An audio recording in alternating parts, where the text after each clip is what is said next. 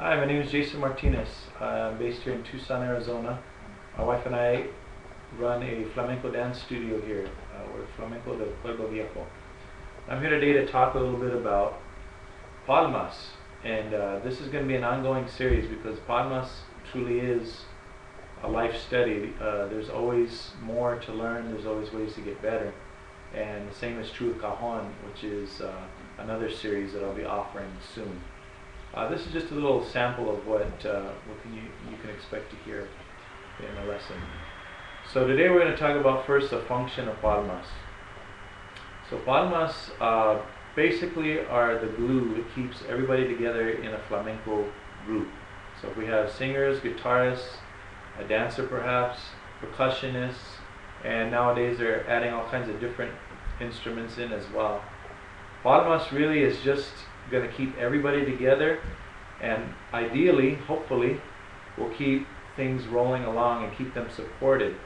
Each person in their discipline within flamenco brings a certain level of skill and ability.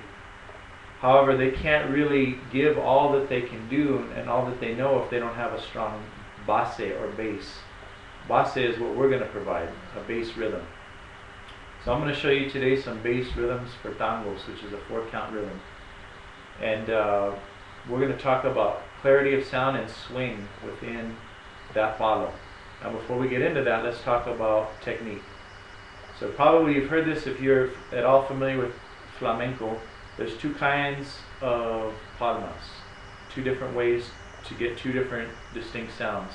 In between those, there's quite a few other things you can do, but these are the basics. So we have first of all what are called sordas, and that's cupping the hands together like this and getting a muffled, bassier sound.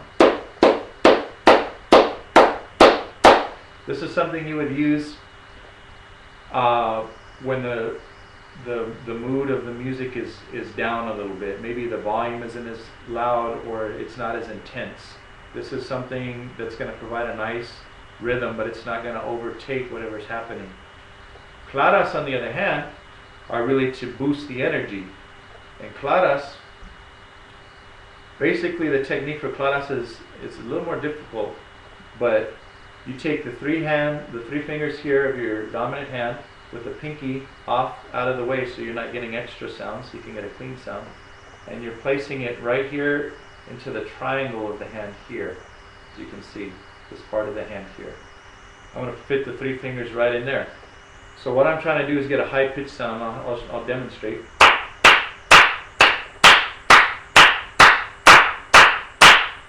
Like so. So it's a higher pitched sound. Now, you might find that you can get it right away, or you might find that you can't quite get the sound no matter how you try. And some people I think it's the makeup of their hand in my personal opinion, but depending on the person, some people just have an easier time with it. I say that everybody can learn. You just got to figure out, keep adjusting and finding exactly how you need to be positioned. Now this is a basic template, but from there you might see that you need to go up a little bit to get the sound, or a little bit down, or you might need to turn it in this way or use all the fingers. There's a million different ways. There's many different ways people do palmas, but this is just a basic way to teach. People tend to have some success with this way of doing it. So ultimately, whatever can give you a good, clean, sharp sound when you're doing your claras is the one you want to go with. So that's the technique of it. Now let's talk a little bit about putting them to use. So now when you're doing palmas, you want to have what's called soniquete. Soniquete is a swing in flamenco. This is the thing that everybody feeds off of, and you absolutely cannot have something that is called flamenco without soniquete. Otherwise it just sounds like a good attempt, but not quite there. Didn't quite get it, right? So I'm going to show you a difference between tango's rhythm, which is 4, done flatlined without a swing or with swing. So I'm going to mark 1 with my foot and do 3 palmas here. That'll account for 4 beats. First I'm going to show you a flat line of way of playing it, and this is what we want to avoid eventually. So I'm going to do foot, 3 caps. 1, 2, 3, 4.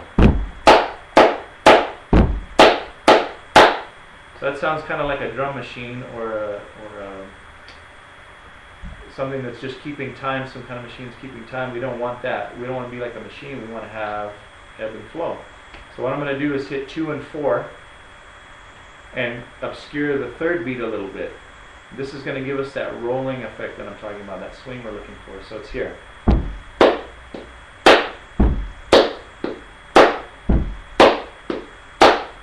Now what we can do is, there are other alternative ways of marking a bass rhythm. They're a little more complex, but not much, and they don't get so fancy that they're detracting or getting away from the bass pattern that we're wanting to keep going.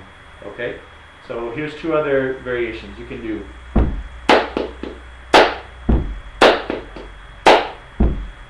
Or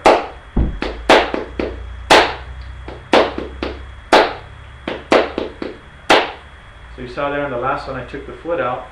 That's because you don't always have to mark one with the foot. It's understood that it's there. So long as you understand that it's there, that's really what counts. So we got the 3 rhythms. They all hit 2 and 4. And that's ultimately the important part to keeping the swing going on.